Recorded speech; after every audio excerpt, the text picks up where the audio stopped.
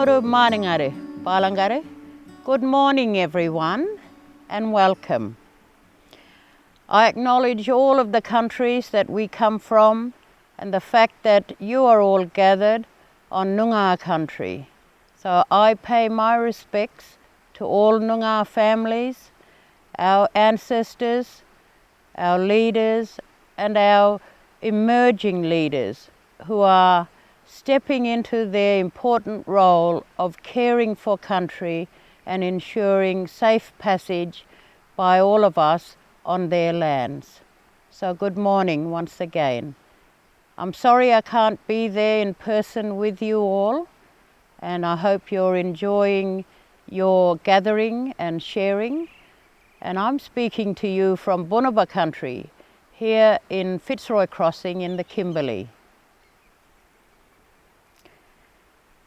I thank Reconciliation WA for making this breakfast happen and for bringing all of you together, such a wonderful group of people and fantastic speakers who will be engaging you, your thoughts, your feelings about how we can make a real difference in terms of our pursuit of a reconciled nation. The theme of this Reconciliation Week is more than a word. Reconciliation, more than a word. In a year where the global pandemic has created mass upheaval and people everywhere are questioning our current systems and what else could exist to combat rampant inequalities and form just and fair societies. The theme of this week is a timely reminder to ask ourselves, what is reconciliation? What is the intention, the meaning of this word? And where has it come from? And where is it meant to take us? Reconciliation, to reconcile, was needed the moment this continent was colonized, in another time of great upheaval. It should have occurred through a process of settlement between Aboriginal and Torres Strait Islander peoples and the British colonial forces. Agreement should have been made based on the recognition of our unique and equal rights as First Peoples, the custodians of this continent, the lands and waters, living within distinct socio-economic, political and spiritual systems and structures. But those first moments of encounter did not result in any substantive agreement making between our peoples and the British, with our very different conceptions of nationhood.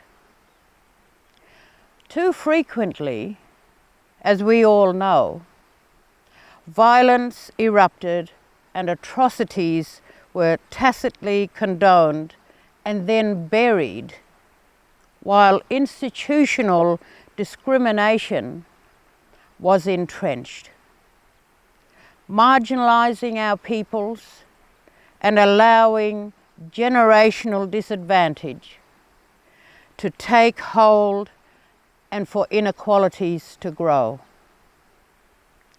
Over the decades and centuries, the need for reconciliation took on a new and urgent dimension of truth-telling, to halt the perpetuation of injustices and right past and ongoing wrongs through proper compensation and the incorporation of Aboriginal and Torres Strait Islander rights and self-determination into the fabric of the Australian nation.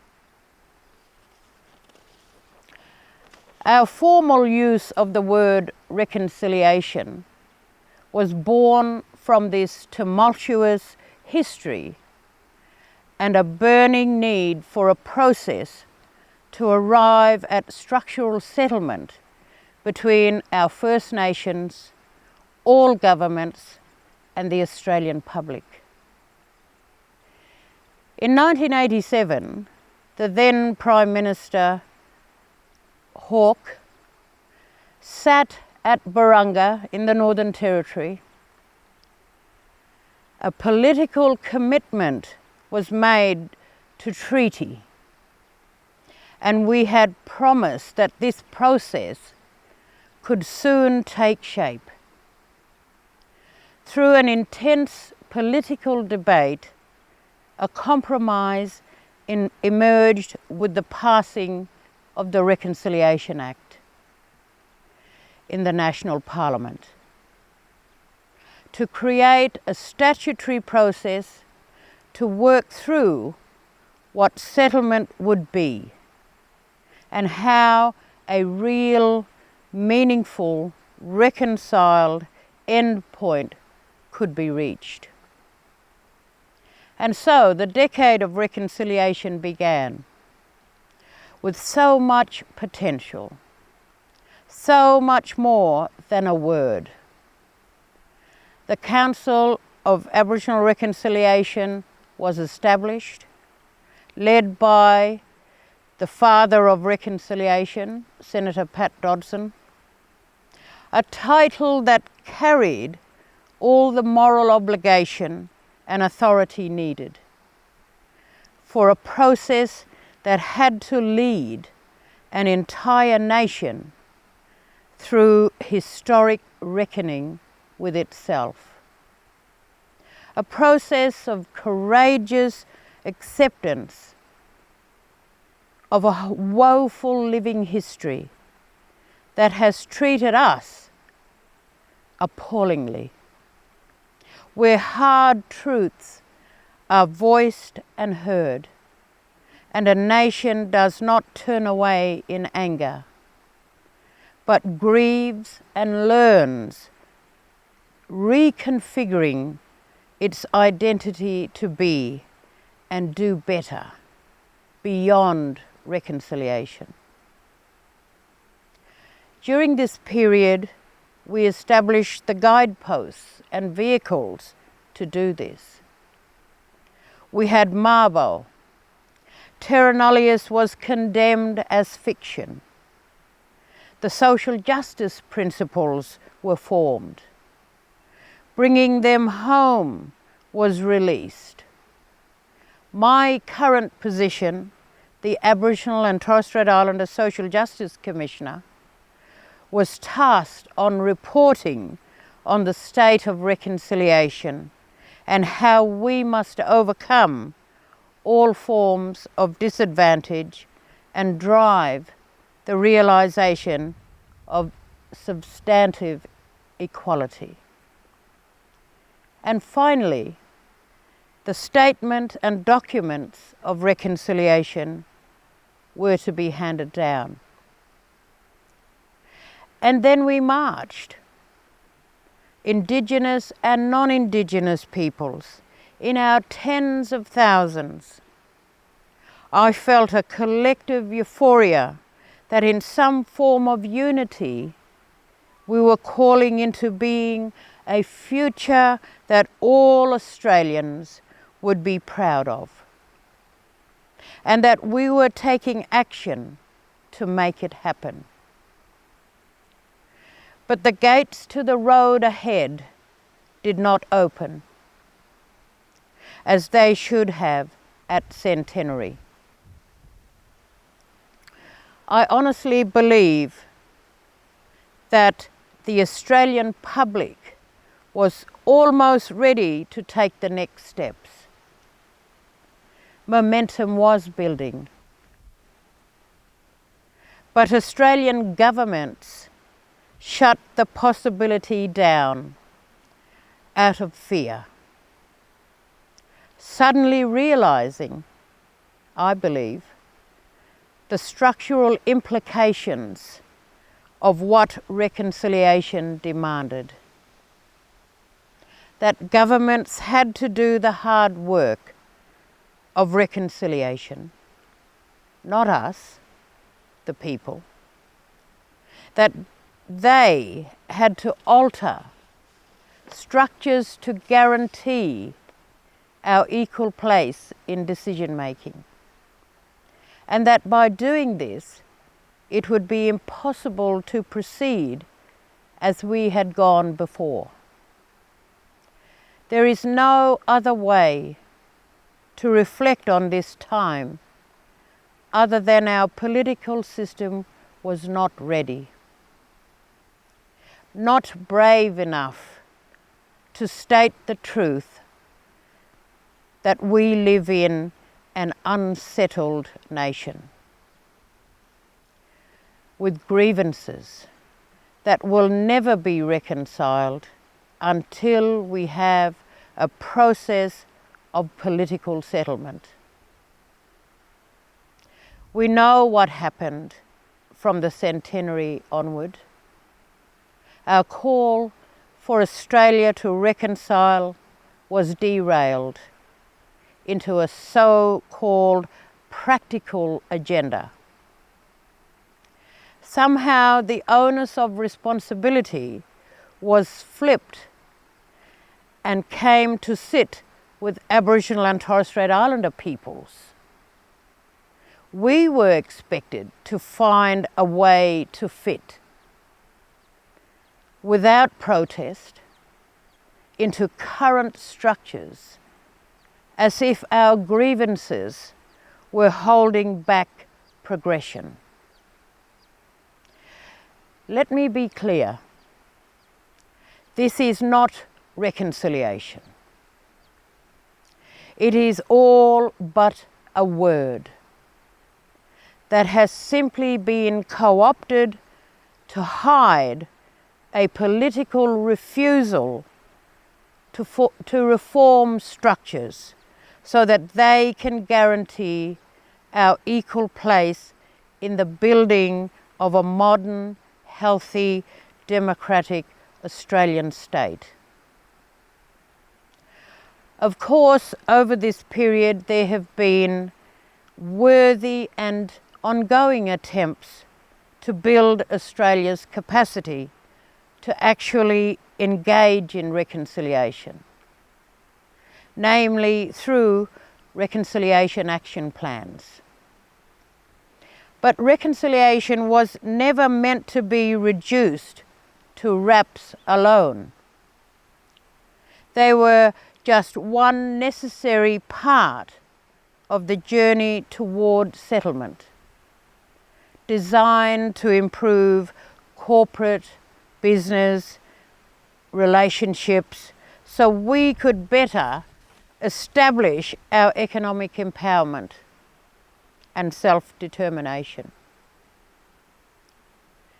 As important as they are, and they have brought many of you to this breakfast today, we've got to take RAPs to the next level and reposition them in the bigger agenda of social, political and economic settlement, so they can be a driving force for self-determination.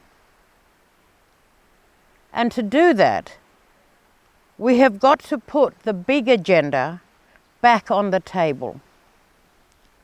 And remember, RAPs have their place, but reconciliation is far more than this word. We may not have had the preparedness and were ready 20 years ago for what our peoples were proposing, but I know Australia is ready now. You are ready now. We are ready now. The Uluru Statement has reawakened everyone to the need for a fundamental reset in the relationship between First Nations peoples and all Australian governments. It is a unifying poetic call to strive for true justice, reminding us all that First Nations peoples are not the problem. The problem lies in structural inequality and exclusion. Exclusion where we are not ever given the authority and capacity to make the decisions that impact our lives. For politicians and business leaders still hesitant at the start line, trust me, it is time to take the leaps required to catch up to the overwhelming public support for our First Nations voices to be permanently enshrined into the structures that form and enact national policy and legislation. When the voice is established, in whatever form that takes, institutions, organisations, state and territory governments, and the non-government sectors need to be prepared and willing to respond. Processes are already taking place, and they're taking hold across every state and territory. In Western Australia, we have the development of the empowerment strategy and the establishment of representative structures, and in the Northern Territory and Victoria and Queensland, treaty making is underway and arrangements are being legislated to ensure First Nations peoples are leading the dialogues. We are enlivened again to the notion of relationship building, which sits at the heart of reconciliation. I hope this morning you can all feel it in the room and around you. The desperate, overwhelming need to come together, to admit in complete honesty that whatever approach we embarked on hasn't worked, and it is time to reset, and we can do that. We can do this. This is where we all have a responsibility for reconciliation. Legislated processes are entirely necessary, but they mean nothing without our human involvement. It is up to us all to engage in dialogue of substance in equal partnership between Indigenous and non-Indigenous peoples that are absolutely committed to action and paving the way for agreement making. Like the decade of reconciliation, we are in need of guideposts for our time to do this work. Last December, I released Wi Yani Udangani, the Women's Voices Report. It is a landmark document, the first time in a generation that Aboriginal and Torres Strait Islander women and girls from all areas of Australia have been heard as a distinct collective to comment on their own terms about their rights, challenges and aspirations. the Federal Minister for Indigenous Australians, described it as a line in the sand. I feel the same. It sits on the landscape as the framework we need right now to support our journey in reconciliation and in guaranteeing structural change. It sets the tone for how we should together engage in dialogue based in genuine co-design and self-determination, propelled by truth-telling, honesty, integrity, and healing. And it gives us the substance to talk about if we are to reach settlement. It may not say it in so many words, but the message the report delivers is clear.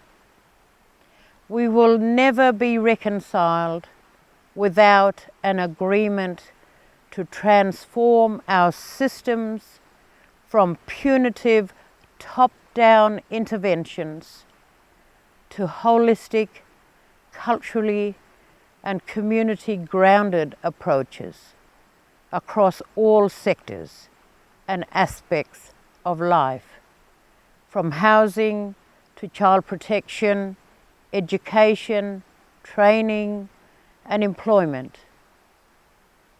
to the emergence of new and restored country-based economies.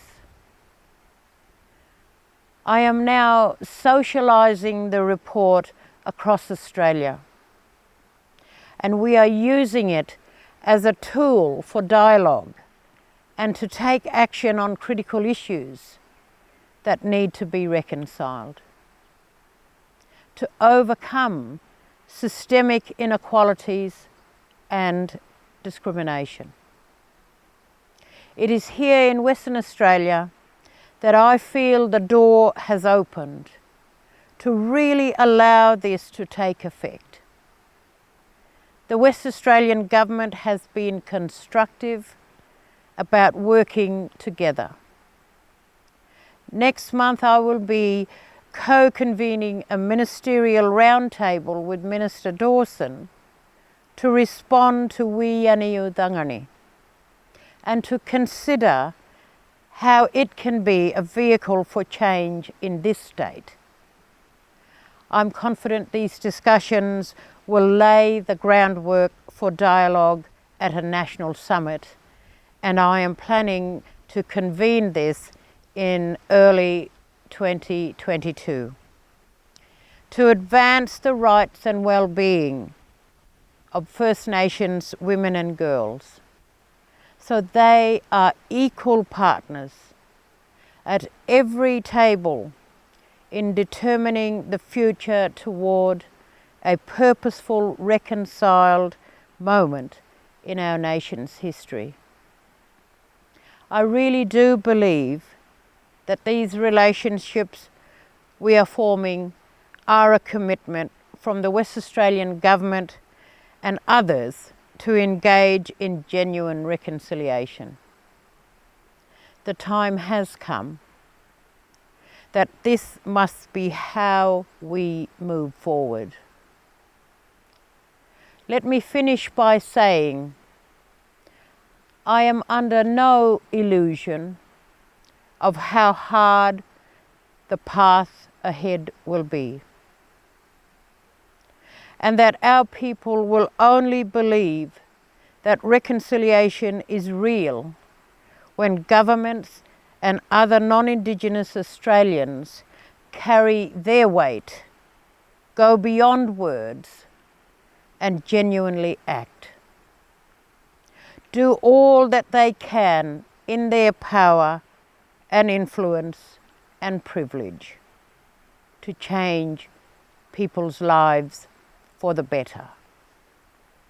What we must reconcile is immense. In my own life, I have seen how the history of this nation has ripped families apart, destroyed lives, and trapped women and children and their families in endless cycles of poverty. But I have, perhaps, seen something even more powerful. When Indigenous and non-Indigenous family members come together to heal from pain, to accept brutal histories, believing that unity, love, and care is greater than the energy generated by the anger of division and difference. It is those moments that I have been a part of, when we cry, hurt, laugh, and share together, which can only be described as the spirit of reconciliation. It is time that we reflect this humanity, all of who we are in the structures and potential of the Australian nation. Thank you for listening. Yaninja.